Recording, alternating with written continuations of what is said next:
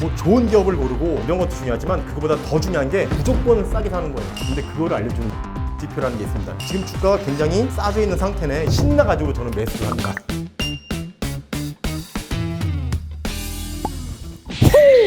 하나은행 투자전략팀장 박현식입니다. 투자를 하려고 마음을 먹고 경제 뉴스를 보죠. 그런데 경제 지표가 너무 많아요. 고용이 어떻고 소비가 어떻고 기업 생산이 어떻고 뭐 산업 생산이 어떻고 너무나 많은 경제 지표가 있다 보니까 그거 다 못 쫓아가고 그렇게 뭐 투자 수익률에 크게 영향을 미치지도 못해요. 그래서 이번 시간에는 저만의 꿀팁, 제가 경제를 이해하고 투자를 할 때 꼭 확인하는 경제 지표 몇 가지를 말씀드리려고 합니다. 이것만 알면 나도 알고 투자할 수 있다. 지금 바로 시작하겠습니다.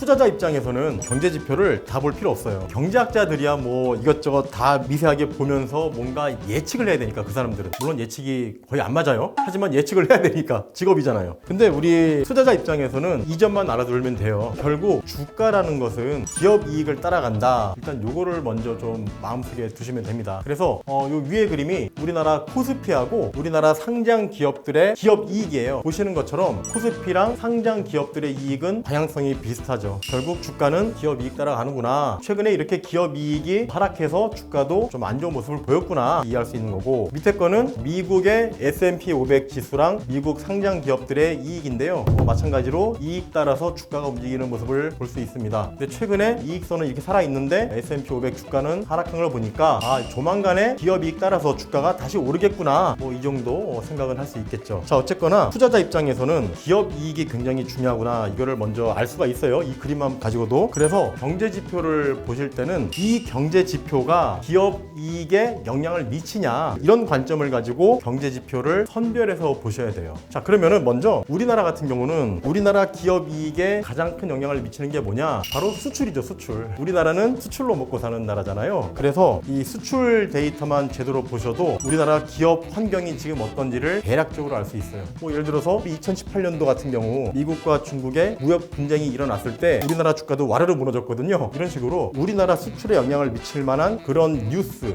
그런 경제 지표에 집중을 하시면 됩니다. 그 이외에 무슨 뭐 딴 것들 많거든요. 별로 보실 필요 없어요. 우리나라 뭐 실업률이 어떻고, 뭐 개인 소득이 어떻고, 뭐 가계 지출이 어떻고, 그 골치만 아프고 주가랑 별로 관계도 없어요. 근데 투자 목적으로 뭔가 경제 지표에 집중을 해야 된다면 이 수출 관련된 뉴스와 데이터는 꼭 챙겨보시기를 실전 투자자 입장에서 말씀을 드리겠습니다. 우리나라 주식에 가장 많이 투자하고 그 다음으로 이제 많이 투자하는 게 미국이잖아요. 그냥 미국 얘기를 안 할 수 없죠. 미국에도 엄청나게 많은 경제 지표가 있는데 그 중에서 딱 하나 꼽아서 봐야 된다면은 소비 관련 경제 지표를 보시면 돼요. 왜냐면은 미국은 이제 GDP가 있잖아요. 미국 GDP에서 소비가 차지하는 비중이 약 70%예요. 70%. 그러니까 소비로 먹고 사는 나라예요. 그래서 미국인들의 소비 관련된 데이터를 보시면 돼요. 예를 들면은 코로나 직후에 경제가 무너졌는데 주가가 계속 올랐어요. 아시는 것처럼. 왜 그랬냐? 미국이 엄청나게 돈을 뿌리면서 재난지원금을 줬어요. 재난지원금. 그리고 실업자들한테는 원래 주던 실업수당 이외에도 특별 실업수당 해가지고 또 엄청난 돈을 막 줬어요. 거의 일반 월급만큼 돈을 줬어요. 그 돈 가지고 소비를 하니까 오히려 코로나 타격으로 경제가 안 좋았는데 미국인들의 소비가 급격하게 증가를 하면서 기업들의 이익이 갑자기 확 증가하고 주가도 크게 오르고 경제가 금방 살아나는 그런 모습을 보인 거예요. 그래서 앞으로 미국인들이 소비를 늘릴 거냐 줄일 거냐, 이거를 미리 알 수 있는 소비 관련된 심리 지표를 보시는 게 중요할 것 같아요. 그래서 구체적인 경제 지표로는 컨퍼런스 보드라는 경제 조사 기관에서 조사하는 컨퍼런스 보드 소비자 신뢰 지수라든가 아니면 미시건 대학교에서 집계하는 미시간대 소비자 기대 지수, 이 두 가지가 대표적으로 미국인들이 앞으로 소비를 늘릴 거냐 줄일 거냐를 알 수 있는 심리 지표입니다. 소비 심리 지표. 그거를 보시면서 미국의 경제 상황이 괜찮구나 혹은 나쁘거나 이렇게 판단할 수 있을 겁니다.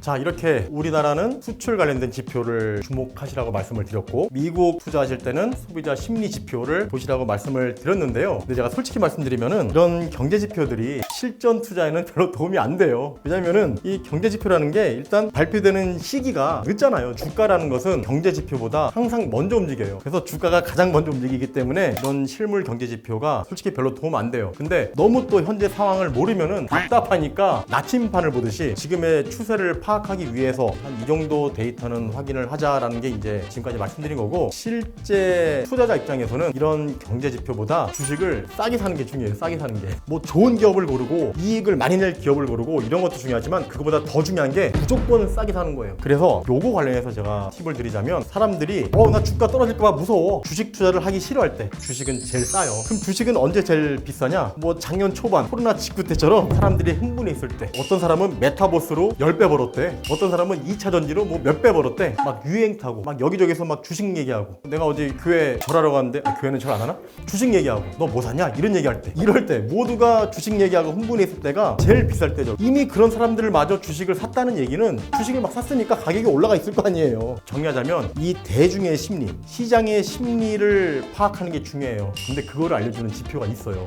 두 가지인데 하나는 빅스 지표라는 게 있습니다. 빅스 지수. 간단하게 얘기해서 사람들이 향후 주식시장에 대해서 얼마나 공포감에 빠져 있냐 이걸 알 수 있는 게 빅스입니다. 그래서 공포지수라고도 불러요. 그래서 이 빅스 지수가 오르면 오를수록 사람들의 공포심이 지금 커져 있구나 이렇게 판단을 할 수 있어요. 사실 정답은 없지만 저는 빅스 지수가 30포인트 정도가 되면 조금 큰 돈을 투자를 해요. 대신에 이제 빅스가 좀 과하게 떨어지면은 사람들이 주식에 대해서 흥분해 있구나, 흥분해 있는 거 보니 주가가 좀 비싼 상태겠네, 이럴 땐 저는 좀 차익 실현을 합니다. 두 번째 심리 지표로는 CNN에서 발표하는 Fear and Greed라는 지표가 있어요. Fear, 두려움, and Greed, 욕심. 보시면은 사람들이 그리드, 욕심이 지금 차 있는 상태인지 아니면은 지금 주식시장을 두려워하고 있는 상태인지 그거를 측정기처럼 그림이 나오니까 이게 Fear 쪽에 가 있을 때 저는 사람들이 지금 두려움에 빠져 있구나, 지금 주가가 굉장히 싸져 있는 상태네 이러면서 신나가지고 저는 매수를 합니다. 대신에 이게 어느 순간 글이 들어가 있으면 이거 사람들이 지금 흥분해 있고 이놈저놈 할 거 없이 뭐 주식 하나도 모르는 놈마저 지금 눈먼 돈들이 들어와 있구나, 주가가 지금 오버밸류 돼 있네, 이럴 땐 저는 팔아버리거든요. 이런 식으로 심리 지표를 가지고 주식을 싸게 사기 위한 노력을 많이 하신다면 성공 투자하시는데 도움이 되실 겁니다. 원래 대중과 달리해야 돈을 벌긴 해요. 그게 되는 소수의 사람만이 돈을 버는 거거든요. 그래서 뭔가 시장이 이상하다 싶을 때는 이런 지표를 보시면서 지금 대중이 이런 상태구나를 이제 스스로 이해를 하시면서 씩 웃으시면 좋겠습니다.